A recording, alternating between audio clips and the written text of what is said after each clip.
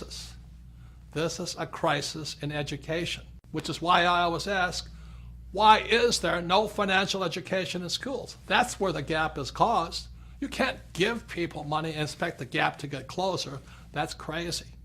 So this next section, you will find out from me, if I ran the schools, this is what financial education would look like. So now we're in part 3 of Second Chance, and part 3 is about what is financial education.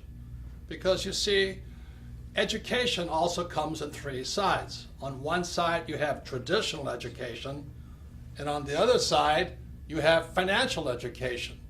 And our job is to stand on the edge and figure out what's best for you and me. I mean, what are you going to do about the financial crisis? Are you going back to traditional education, or is your second chance found in financial education? So traditional education is like my poor dad's education, which is go to school, you get a job and become an employee, you save money, you work hard, you get out of debt, you buy a house, and you invest for the long term in the stock market. And that's traditional education. And on the financial education side, which is my rich dad side, it's opposite. And that's what makes it hard for most people, because it's opposite. On rich dad's side, it's become an entrepreneur, somebody who hires employees. You understand debt, because debt makes the rich richer. You have to understand taxes, because taxes make the rich richer.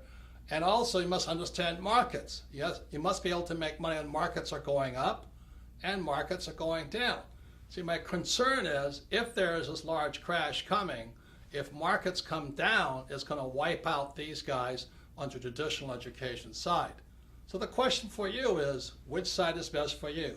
For your second chance, is your second chance going to be found going back to school? More than half of you failed.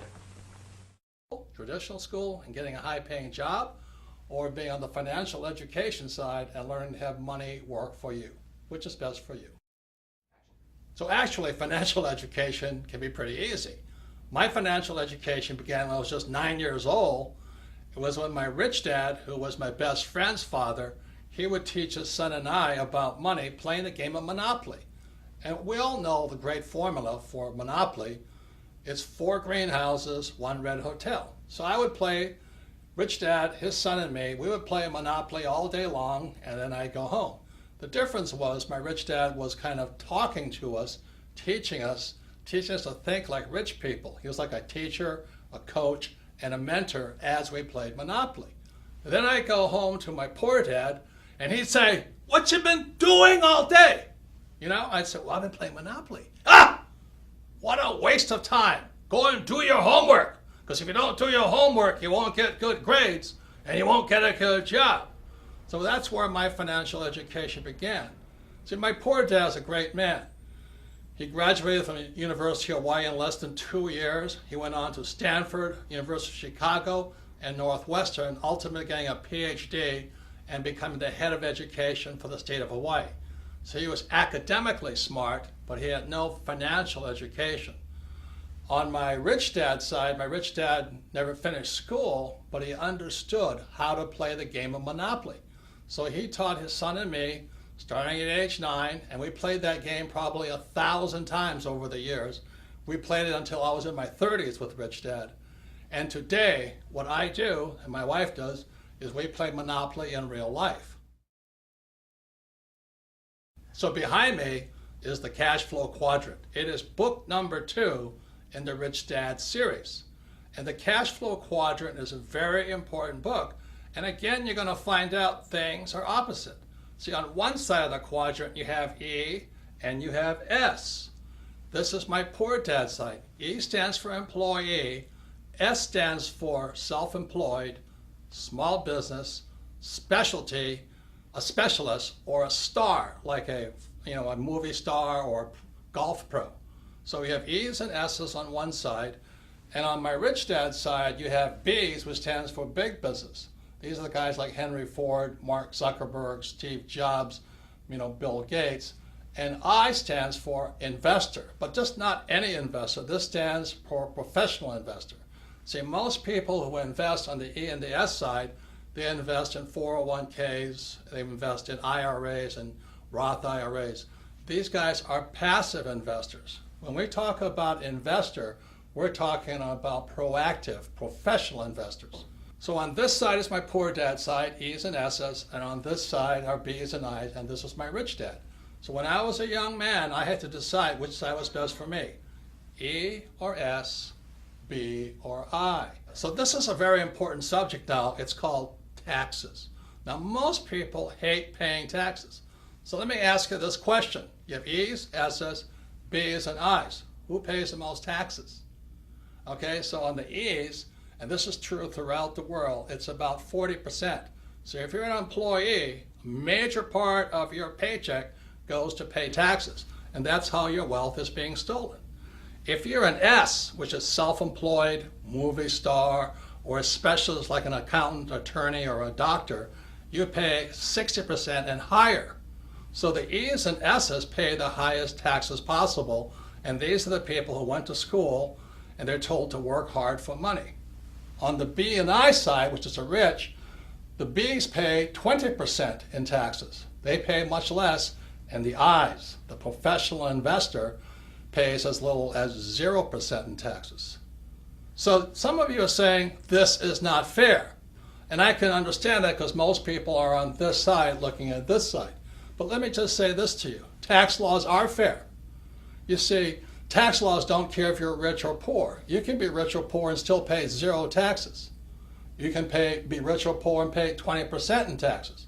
See, what is not fair is the lack of financial education in our schools. So these people on this side have no idea how these guys are making much more money and paying a lot less in taxes. So let me just say this. For those of you who have read Rich Dad, Poor Dad, or if you haven't, look at Rich Dad, Poor Dad one more time. Lesson number 1 from my rich dad was this: the rich do not work for money. See, these guys here on the E and the S side, they work very hard for money, and they pay the highest taxes. What Rich Dad said on the B side, you should have people work for you, so you pay less taxes.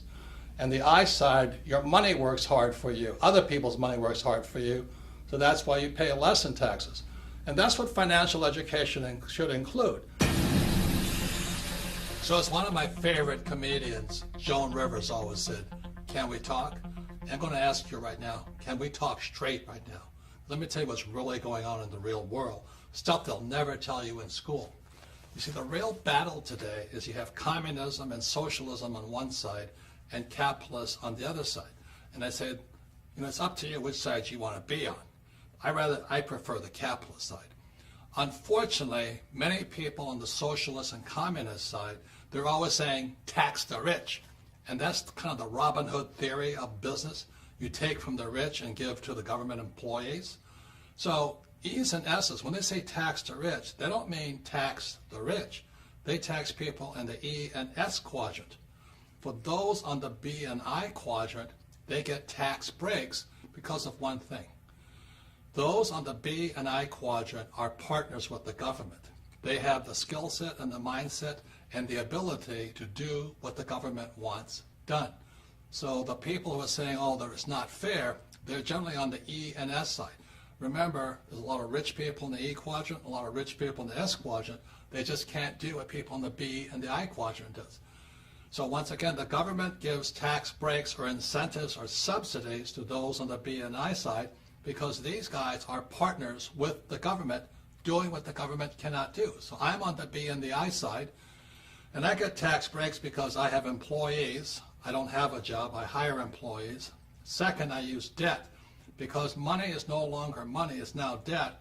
The banks need me to borrow money, large sums of it. Also, I invest in oil and gas, and I provide food because that's what the government wants. So the tax breaks are on the B and the I side. As this article in the LA Times, May 31st says, here's my hero, Elon Musk, and they call him the subsidy king. Why? Because he's on the B and the I side.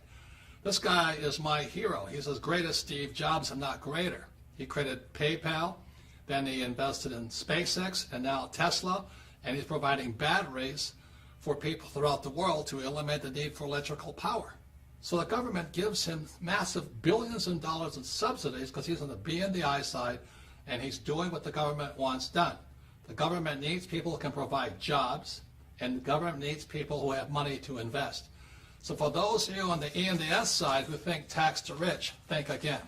The government taxes those on the E and the S side, but not those on the B and the I side. Maybe your second chance lies on the B and the I side, and that's why your financial education is so important. Second Chance is an in-depth learning package, primarily for people who want to know more about the B side and the I side. And if you see this bug back here, this is called the Rich Dad Radio bug, because you are who you hang out with. If you're an idiot, you hang out with idiots. And if you're a crook, you hang out with crooks. And if you're a rich person, you hang out with rich people. So the Rich Dad Radio bug here means you can learn more if you want to learn more from people who are really doing the real thing. You see, the reason most people struggle financially is they take financial advice from salespeople. They're called, stockbrokers, real estate brokers, and insurance brokers or financial planners. As my rich dad said, the reason they're called brokers is because they're broker than you. They need your money. So when you see this bug here, it's called the Rich Dad Radio, and it's in Second Chance, and you can listen in. You can drop in on conversations between really successful so-called rich people who are doing the real thing on the B and the I side. For example, if you want to learn more about how the rich pay less in taxes, the Rich Dad Radio bug has a conversation with my tax advisor, Tom Wheelwright.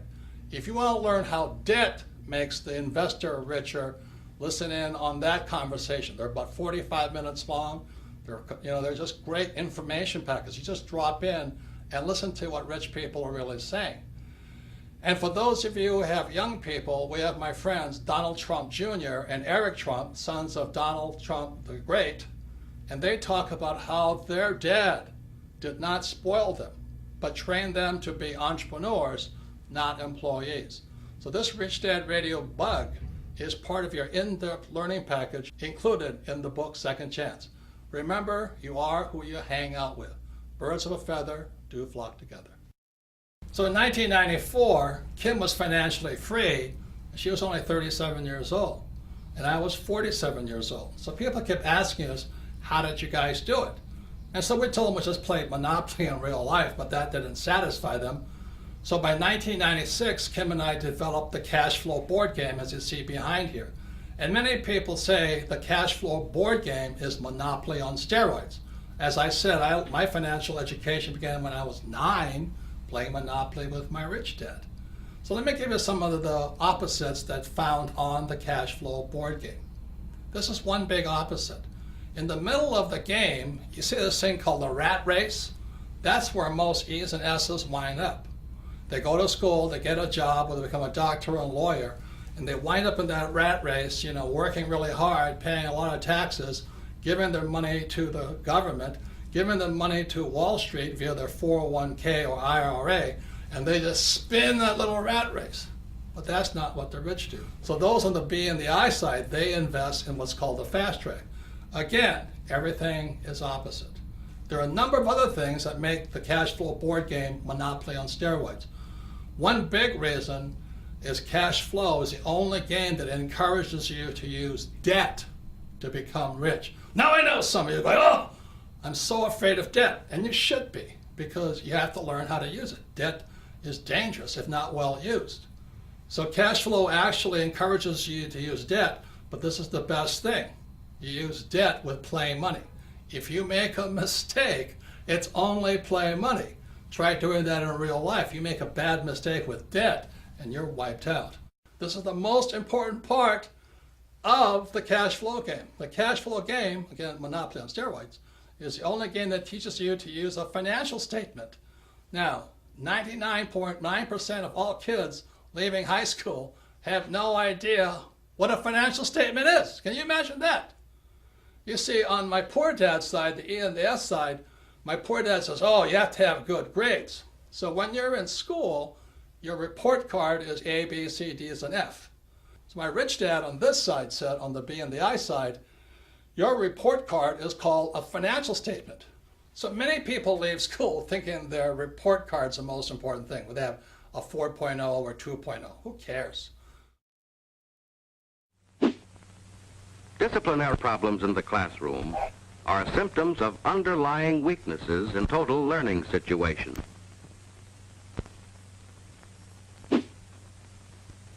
What really counts is your financial statement. Now, if I was to grade our political leaders on their financial intelligence, I would give them an F. That's all the politicians, from the president on down. They should be fired for running the economy into the ground. And what about all the bankers who really cheated a lot of people? They should get an F. You know, they're the people that actually tell you to invest for the long term in savings and in the mutual funds. They should get an F for bad information. And what about the school system? Now, I'm not blaming the teachers, but the academic system of America, if they have a financial report card, I'd give them an F also, because they're failing to educate people and prepare young people for the real world. Remember, the banker wants to see your financial statement. But the people on this side, they're still living in the past. Oh, I'm an A student, you know, I have a 4.0 average. Well, your banker doesn't care. Your banker wants to see your financial statement, because your financial statement is your report card when you leave school. But if 99% of high school kids have no idea what a financial statement is, no wonder we're in economic trouble. If you go to the supermarket and you buy a carton of milk, you know, the first thing you do is you go, you want to check the expiration date, because if you drink it and it's old milk, you will get sick. Well, the same thing happens with our ideas about money. Many people today are operating on outdated, expired ideas about money. For example, in 1975, if I went to a bank, the bank would give me 15% interest on my money. That was pretty good interest. But in 2015, 40 years later, if I go to the bank may give me 2% interest. So let me explain how interest rates affect you. In 1975, if I had $1 million in the bank, I got paid $150,000 a year interest on that $1 million. $150,000 in 1975 was a lot of money. That meant my $1 million was worth a lot. 40 years later, in 2015, same $1 million, I get 2%, and that means I get paid $20,000 on my $1 million. Look, think about it this way. $20,000 is hard to live on. If I'm trying to live on the interest of my savings at $20,000, technically I'm below the poverty line. So even if I have $1 million in the bank in 2015 and I'm trying to live off the interest at $20,000, I'm a millionaire who's trying to live below the poverty line. And that's why I say savers are losers today. Your ideas are out of date. Your ideas about money are past the expiration date. If you're thinking with ideas about money that are expired, you will get sick, just as you'll get sick for drinking expired milk. Couple more things. When you look at the financial statement, you'll see over here it says income. E's and S's always want, oh, I want a high-paying job. I want a high-paying job. They want income. What makes the rich richer is they focus on the asset column. It's the asset column that makes the rich richer. So the beauty of playing the cash flow game as many times as possible, it's like the fundamentals. It's training you to think like a rich person and think about acquiring assets, not high-paying jobs, which are taxed. So this is some of the most important things about the cash flow game, is your focus will be on assets, not income.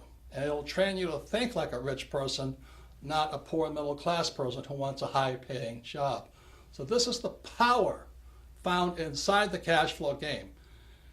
Kim and I designed this game in 1996 to have people teach people. I'm telling you, this works. This is what Kim and I did to retire in less than 10 years, because we focus on assets, not a high-paying job. And the cash flow game can do the same thing for you, to train you to think like a rich person, not like a poor middle-class person looking for a high-paying job. So let me talk straight to you. Let me tell you something they don't teach you in school. Lesson number 1 in Rich Dad Poor Dad is rich don't work for money. And let me explain what the rich do work for. What the rich work for is the acquisition of assets. And what the assets provide for the rich is cash flow. The rich do not want paychecks because paychecks pay the highest taxes. Cash flow is a much better form of income. Once again, the rich don't work for money. The rich acquire assets that provide cash flow. For those of you who are considering a second chance in the B quadrant or the I quadrant, I'd like to introduce you to my sweetheart Kim, because the B quadrant and I quadrant is not for everybody.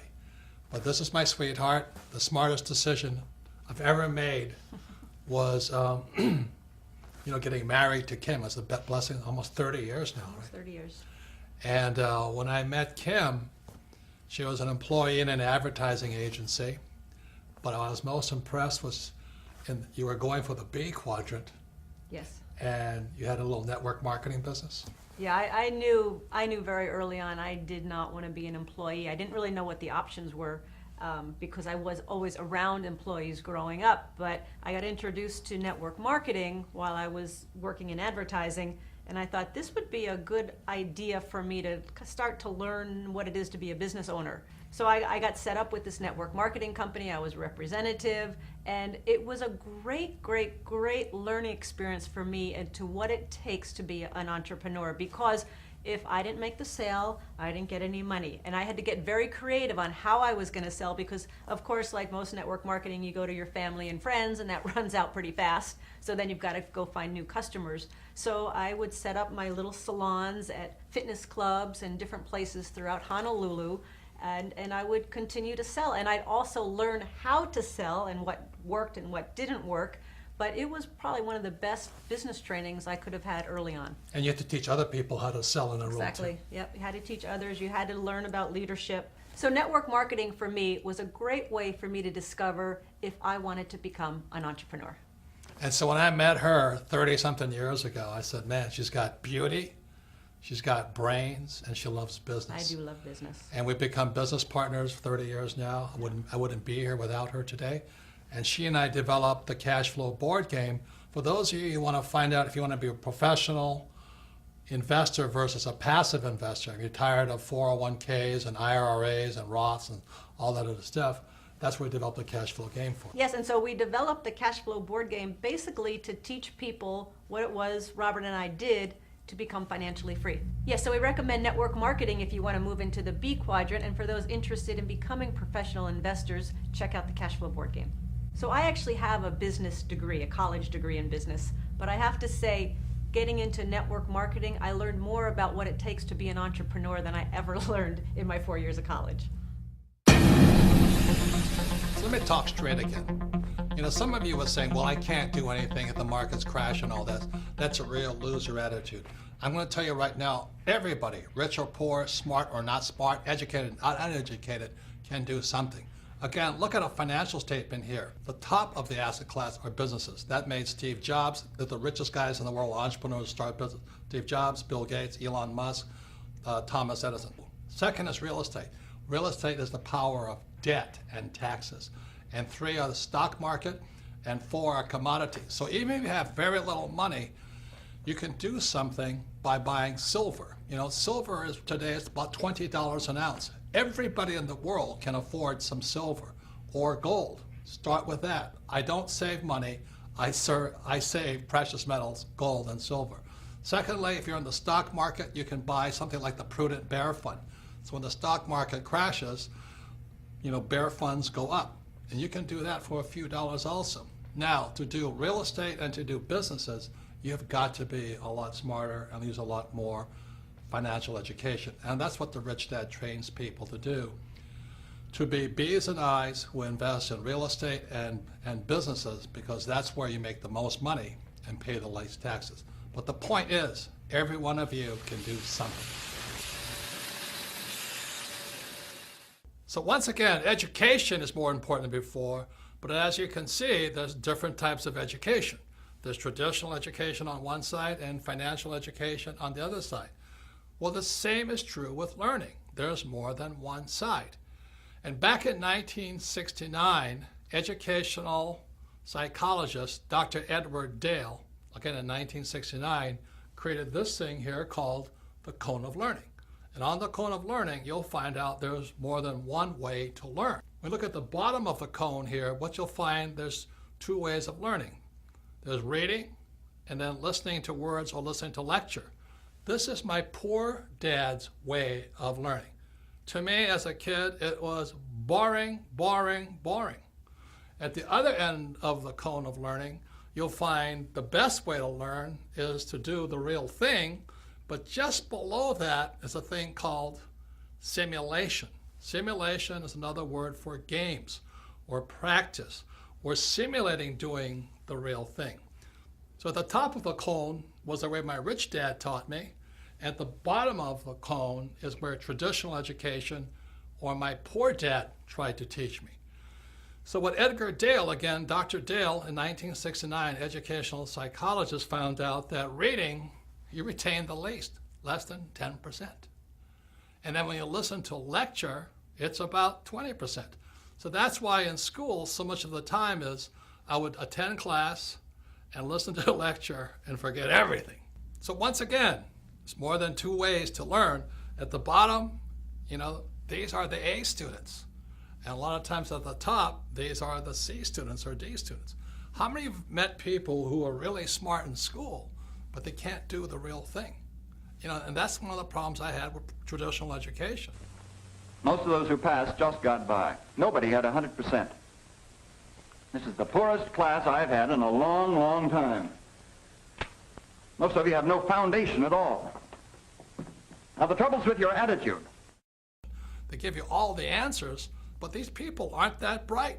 They don't know what to do. They can't do much. They're afraid of making mistakes. So that's the bottom of the learning curve that Dr. Edgar Dale found out, and the top. Now you move up to the next level. The next level is looking at pictures. And one of the reasons I did Second Chance in so many pictures is to improve your retention, to improve your learning, and that's up to about 30%. Now moving above that is you watch a movie. And this movie called The Man Who Could Predict the Future is, again, we did it just to increase your retention, so you remember more and forget less. So moving up the cone of learning, you have this thing called participating in a discussion.